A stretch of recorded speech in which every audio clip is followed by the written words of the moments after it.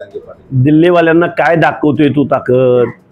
Total देशाच्या लोकसंख्येमध्ये तुमची ताकद किती किती टक्का तुमचा?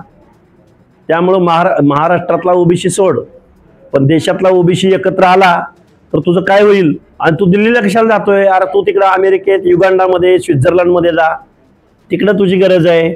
तर तुझं ज्ञान किती अफाट आहे. तुला इंटरनॅशनल आरक्षण पॉलिसीचा तू अभ्यास कर, रिझर्वेशन पॉलिसीचा. जगामधल्या 119 देशामध्ये आरक्षण दिलं जातं.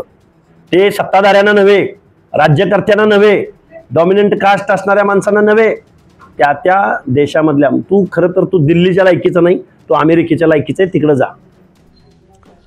मराठा समाज आणि मनोज दादा मुंबईनंतर दिल्लीला जाता असताना हाके नावाचा स्वयंघोषित एक ओबीसीचा नेता आम्हाला अमेरिकेला जा, रशियाला जा किंवा ऑस्ट्रेलियाला जा म्हणतो.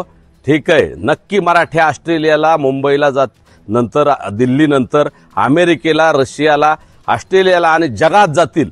पण तुझी हाके मानसिकता आता इतकी विकृत झाली आहे, तू एवढा खालच्या थराला गेला की तुला आता थायलंड आणि मलेशियाला बुमबुम करायला जाण्यासारखी तुझी अवस्था झाली. त्याच विकृतीतून तू बोलतोस आणि मराठा आणि ओबीसी वाद लावण्यासाठी मनोज दादाला आरक्षणाचं स्पेलिंग लिहा म्हणतो.